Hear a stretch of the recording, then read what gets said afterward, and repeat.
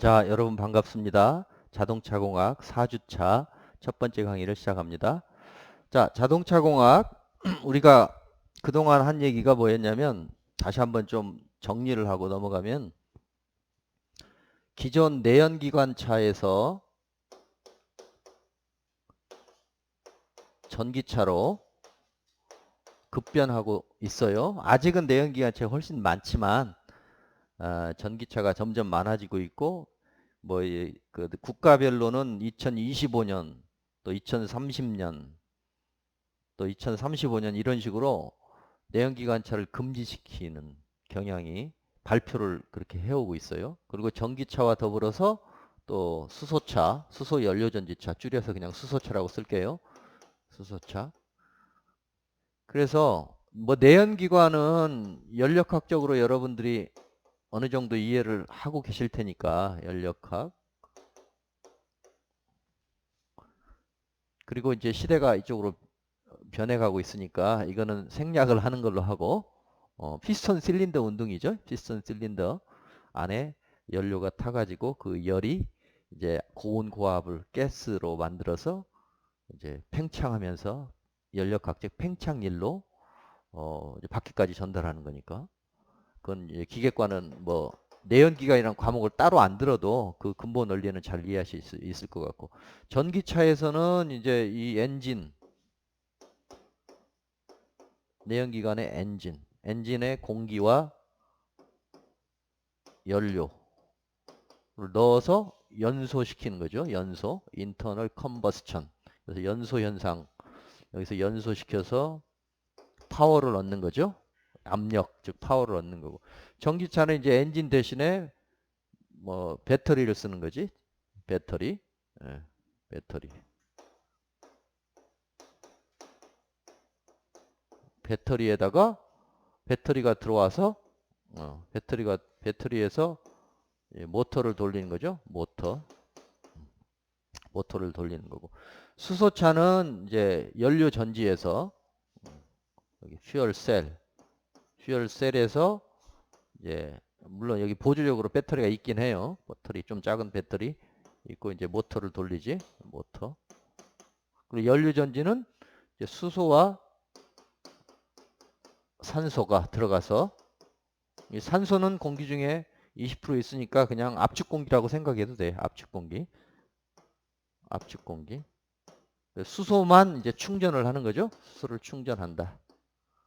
이렇게 되는 거예요. 그래서 지금 전기차와 수소차를 위주로 가르치는데 그러다 보니까 핵심 부품이 모터, 첫 번째 모터를 설명해야 되고 두 번째 배터리를 설명해야 되고 세 번째 퓨얼셀을 설명을 해야 돼요. 그렇죠? 그래서 지금 모터를 우리가 설명하고 있었어. 지난 시간까지. 그래서 모터는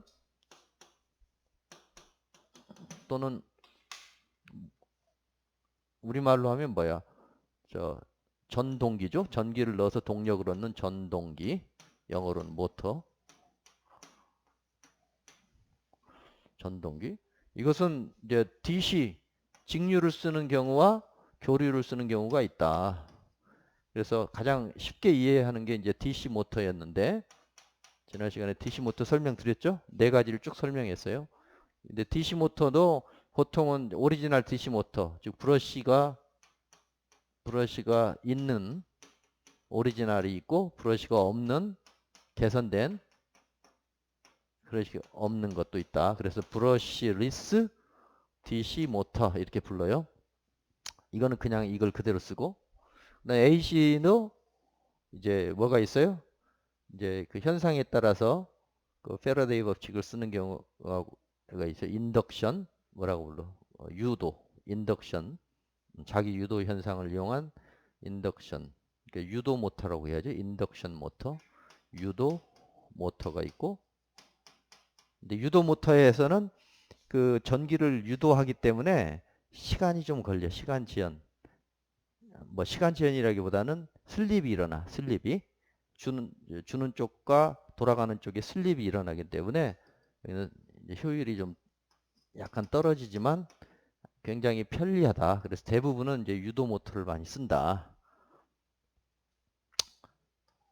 이제 유도 모터를 거의 최초로 사실상 개발한 사람이 패러데이예요. 패러데이.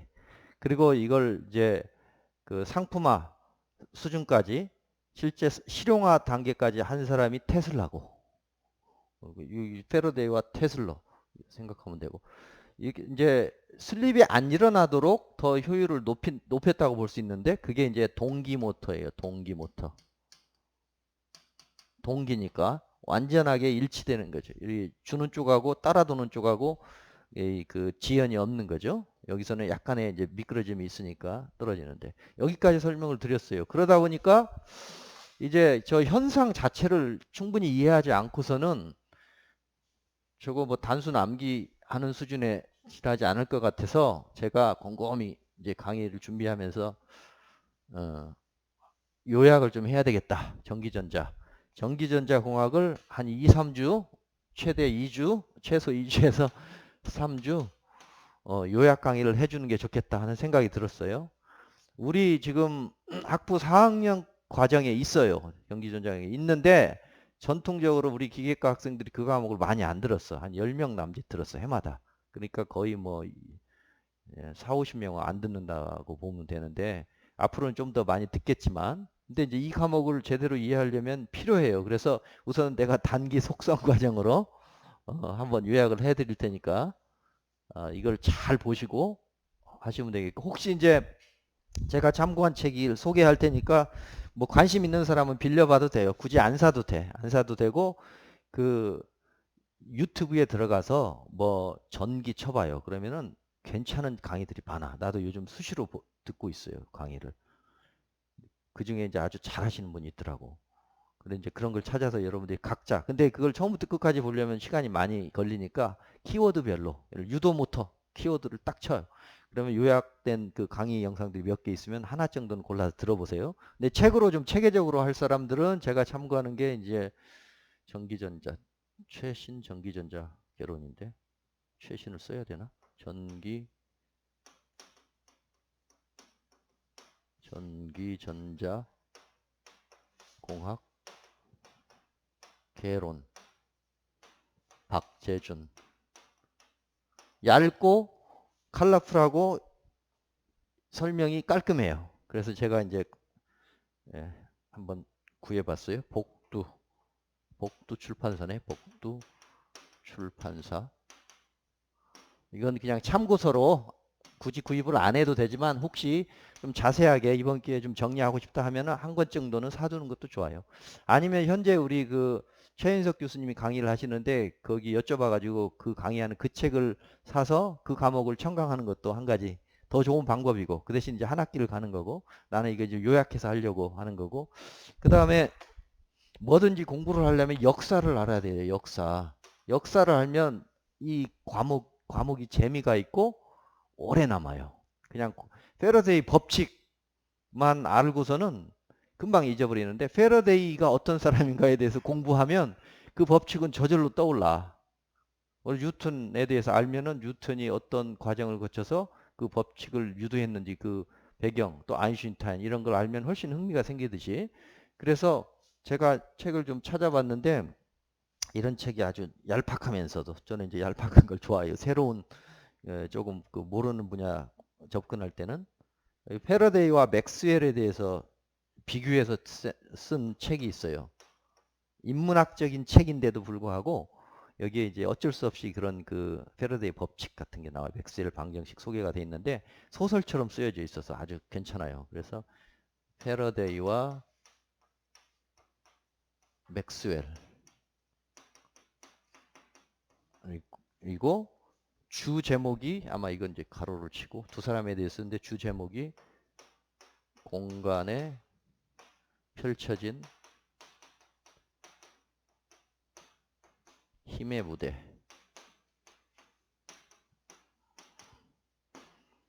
그래서 이 패러다이 맥스웰이 사실 전자기학을 완성한 사람이에요. 사실 두 사람이 전기와 자기가 별개인 줄 알았는데 패러데이 법칙으로부터 서로 전기와 자기가 유도가 되고 사실상 같은 현상이다라는 것이 이제 실험적으로 패러데이, 이론적으로 완성한 게 맥스웰 이렇게 되는데 그래서 전자기학 완성. 근데 이제 이 책을 보다 보면은 이 사람만 나오는 게 아니고 그 앞선 뭐 그 사람들 오늘 좀 이따 설명하겠지만 앞선 사람들 얘기가 쭉 나오면서 이 사람이 어떤 과정을 거쳐서 그 유명한 패러데이 법칙을 만들고 발전기와 전동기의 그 모태가 되는 걸 개발했는지가 나오니까 상당히 흥미로워요.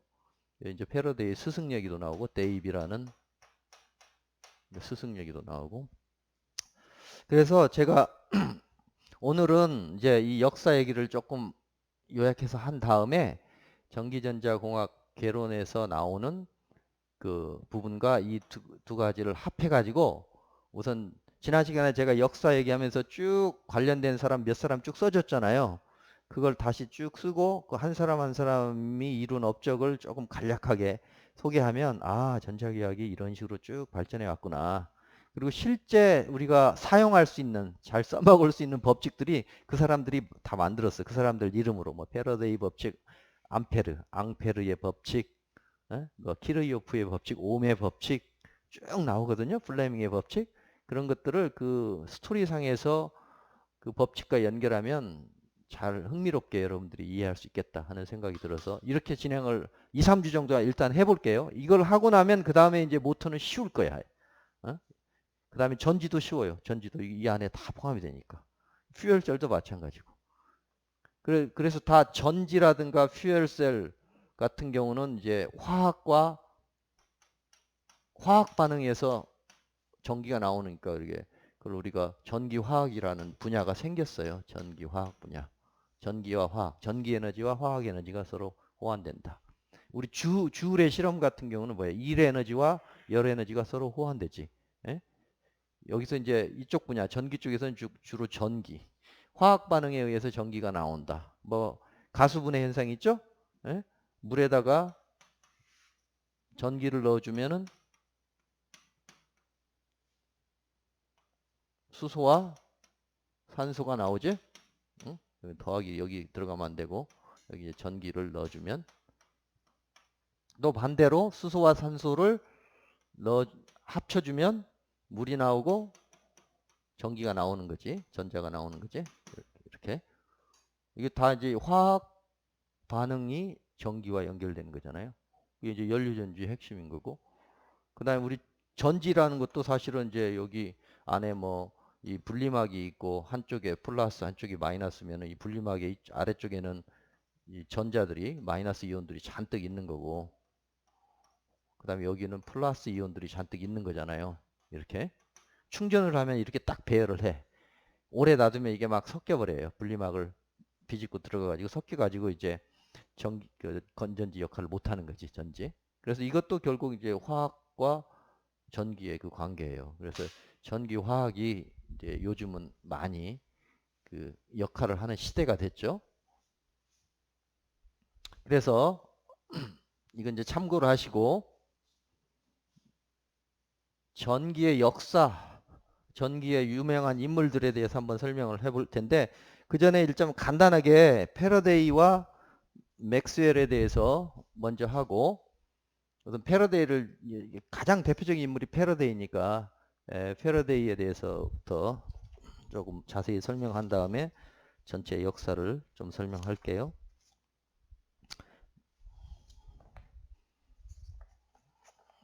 이 교재의 첫 부분에 이제 전기구간 발전과 역사를 한 페이지로 간단히 요약을 해놨어. 여러 명. 근데 제가 추천하기는 여러분들이 이거를 쭉 정리를 하고 한 사람 한 사람 좀 그 구글 검색을 해보세요. 위키피디아라든가 아니면 한글로 된 검색을 해보면 한 페이지나 두 페이지로 그 사람의 인생이나 법칙 같은 게 소개가 돼. 그거를 좀 노트에다가 손으로 직접 이렇게 그것도 프린트해서 노트에다 꽂아놓고 손으로 좀 쭉 한 페이지당 한 사람씩 그럼 한 12명 될 거야. 쭉 정리를 하세요. 그러면 내가 중간고사 때 시험 그 낼까 생각해. 마이클 페러데이에 대해서 써보시오. 그러면 그 사람이 어떤 사람이고 어떤 법칙을 페러데이 법칙 이렇게 썼다. 한 두세 사람은 좀 그렇게 낼까. 그러면 여러분들 기억에 잘 남을 거니까 노트 정리를 좀 그렇게 했으면 좋을 것 같아요. 알겠죠? 어. 그렇게 큰 부담 안 될 거야. 왜냐면 이게 재밌어. 나도 해다 보니까 상당히 이제 그 인물에 대한 그 공부가 되고. 그래서 우선 쭉 그 여러 사람 나오기 전에 패러데이만 잠깐 소개하면은,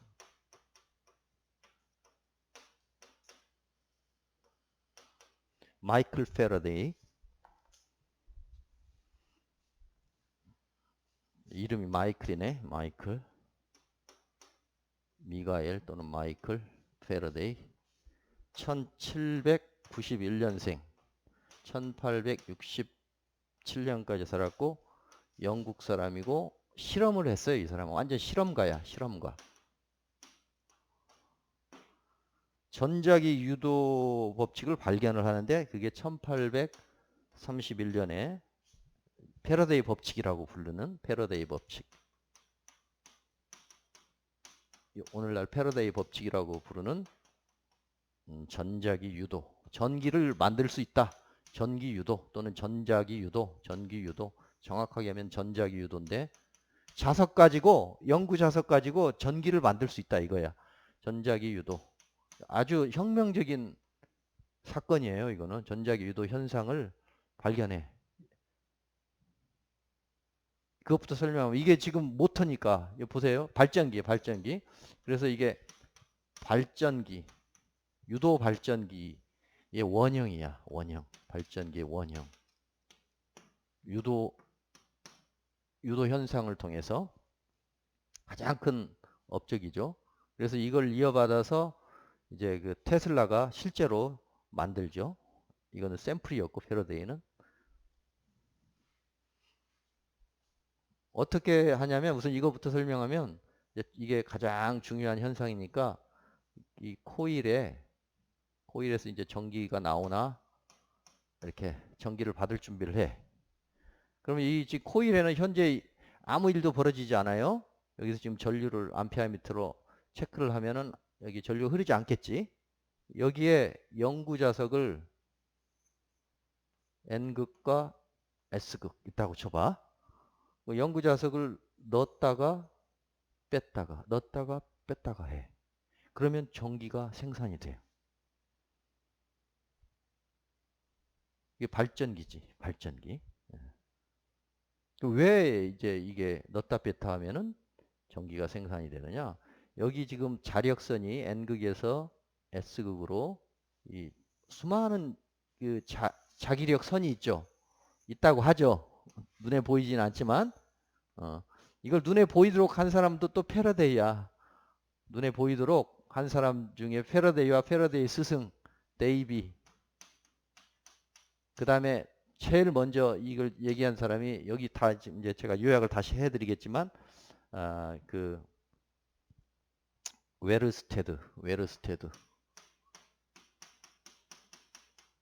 웨르스테드가 이렇게 어느 날 전선에 전기를 흘렸더니, 요 책상 위에 있던 이 나침판이 살짝 움직여. 여기 전기 회로에, 여기에 어떻게 해야 돼? 이거 건전지를 넣고, 전지를 넣고 딱 붙였다 뗐다 붙였다 뗐다 해봤어요. 그리고 딱 붙이니까, 처음에는 이제 이거 신경 안 쓰고 전류 실험을 하고 있었어. 근데 이제 여기 나침판도 있고 뭐 자석도 있고 있었겠지? 실험실에 잔뜩. 그래서 이거 별로 신경 안 썼는데, 이거를 딱 전류를 흐르게 스위치를 ON 시키니까 얘가 까딱해.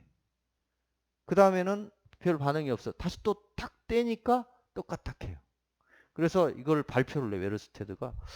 전류의 흐름에 뭔가 변화가 생길 때 나침판이 움직이더라. 혹시 전류가 흐를 때 주변에 자기장이 만들어진 건 아닐까? 전류의 변화에 의해서 자기장 같은 게 생기지, 여기에 뭔가 소용돌이 같은 게 막 생기지 않았을까라고 추정하는 이제 논문을 발표해요. 근데 이 사람은 이제 이렇게 실험을 많이 반복적으로 해서 깔끔하게 이 안의 현상을 규명한 건 아니고, 약간 우연하게 발표를 하고 왜 그랬을까를 생각하면서 거의 그 약간 추상적으로, 그림이 없이 글로만 쓰는 거야. 글로만. 이 주변에 뭔가 소용돌이 전류, 뭔가 소용돌이 뭐 자기장 같은 게 생겼지 않았을까, 그런 정도로 하고 말아요. 근데 이제 그 당시에 많은 과학자들이 전기와 자기가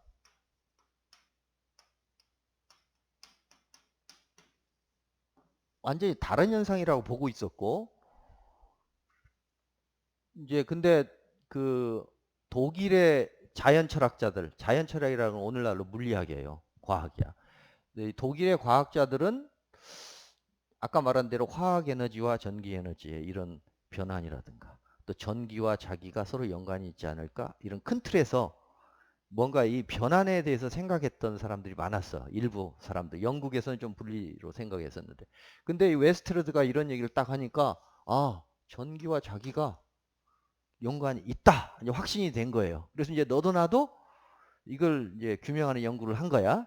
그 중에서 패러데이의 스승인 데이비가 가장 먼저 아주 엄밀한 실험을 해. 이 사람도 엄청 실험가인데 교수인데 실험가이면서 교수인데 실험 중심의 교수야. 그래서 이 우연히 있던 이거를 이제 체계적으로 해보는 거예요. 그래서 이거를 나란히 놨는데 나란히 놓지 않고 이 데이비 패러데이의 스승 데이비가 교수예요, 교수. 영국의 그 어느 대학 내가 그것까지 책 했는데 데이비 교수가 저걸 이렇게 나란히 놓지 않고 이렇게 생각했어요. 여기 전류가 있으면 전류 위에 이렇게 판이 있고 그렇고 여기 전류가 흘러가는데 주변에 나침판을 놓으니까 변화가 있었어? 그러면은 어떻게 이 두 관계, 전류와 이 자기장의 관계가 어떻게 되는지 좀 체계적으로 실험하자. 그래서 아까는 그냥 나란히 놨었는데 이렇게 이런 우연히 이거를 이렇게 이제 수직으로 전류가 흐르게 하고 이, 이, 이, 이 책상 같은 거 위에 나침판을 여러 개 놓아 본 거야. 이렇게. 어떤 현상이 벌어지나. 이렇게. 여러 개 놔봤어. 그래서 전류를 탁 넣었어. 그랬더니 이게 뭔가 규칙적으로 쫙 움직이는 거예요. 또 빼니까 또 쫙 들어가고. 그래서 수많은 실험을 해요. 그래도 완벽하게 설명을 못 해. 이제 페러데이가 이제 이 웨르스테와 데이비드 요 두 가지 실험을 보고 있다가 이제 더 엄밀하게 반복 실험을 해서 여기 이렇게 흘러가면 주변에 뭔가 이런 자기장이 전류가 흐르면 주변에 이 회전 자기장이 생긴다라는 걸 이제 원리를 깨달아. 엄청난 실험을 해서 그래서 발표를 해버려요. 발표를 해.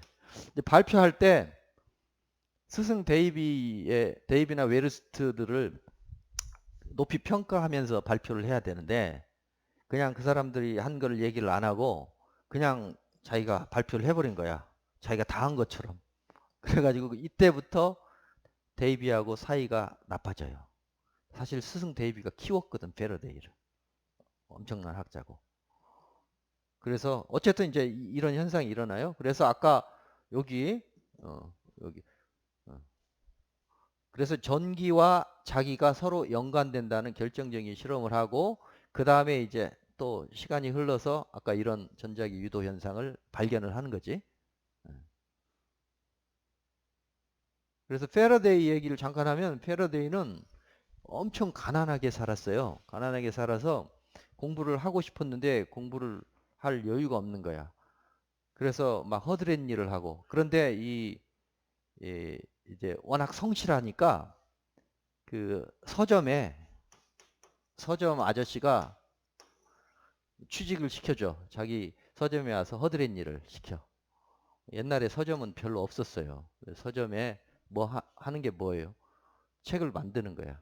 사실상 이제 제본해서 파는 거죠. 제본. 예쁘게 써가지고 또 프린트해서 그걸 제본하고 근데 제본공으로 일해. 제본공. 서점에서 제본공으로 일해요.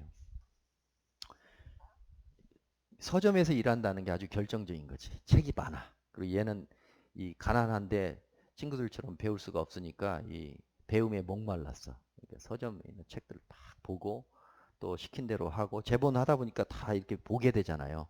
단순히 이게 나는 제본공이야. 제본에만 관심 있는 게 아니고 그 내용에 관심이 있어요. 호기심이 있어서 13살부터인가 그렇게 했대. 근데 이제 그 당시에 이쪽이 1891년생이니까 1800년대 초반 중순 때 영국에서 이제 과학에 관심을 갖기 시작한 때예요. 과학. 과학자라는 말이 요 근처에 나왔어. 과학자라는 말을 나오지도 않았어요. 과학. 원래는 그 뉴턴 시대만 해도 과학이라는 단어도 없었어. 그냥 뭐라 그래? 자연 철학이란 말이 있었어요. 자연 철학. 내처럴 필라소피, 자연 철학. 철학의 한 분야였어. 과학은.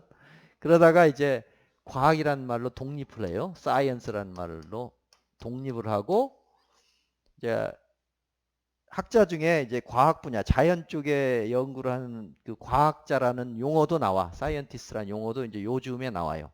그리고 이 당시에는 이제 그 돈 있는 사람들이 주로 그 교양 수준으로 과학을 배우고 자기가 배운 과학 가지고 무슨 실험을 해서 아까 말한 저런 거, 웨르스테드의 이런 현상, 놀라운 현상이 발견이 되니까 이걸 발표를 하는 즐거움. 그래서 거기에 많은 귀족들이나 왕이나 이런 사람들 앞에서 이렇게 그 세미나 하는 것이 하나의 문화였어요. 문화. 근데 이제 그 티켓 값이 비싸겠지. 티켓 값이 너무너무 비싸요. 근데 그 당시에 이제 데이비가 상당히 이제 그 유명했었는데 그를 초청 강연을 많이 했나 봐. 그때 이 서점 주인이 이제 티켓 두 장인가를 줘요. 그 페러데이한테. 페러데이가 이제 감격을 하죠. 그래서 그 비싼 티켓 받아가지고 이제 데이비의 강연을 들어. 근데 이 페러데이의 그 특징 중에 하나가 독서도 잘하지만 기록을 잘해. 기록. 그래서 이 데이비의 강연을 잘 노트 정리를 해요. 노트 정리를 해가지고 제본을 딱 해서 갖다 바쳐. 갖다 드리면서 제가 교수님 밑에서 저 조수 역할 좀 하면 안 될까요? 근데 이거 어이가 없잖아요. 아무런 그 경력이 없는 초등학교도 제대로 못 나온 사람이니까 그냥 씩 웃으면서 다음에 기회가 되면 부를게 하고 이제 넘겨.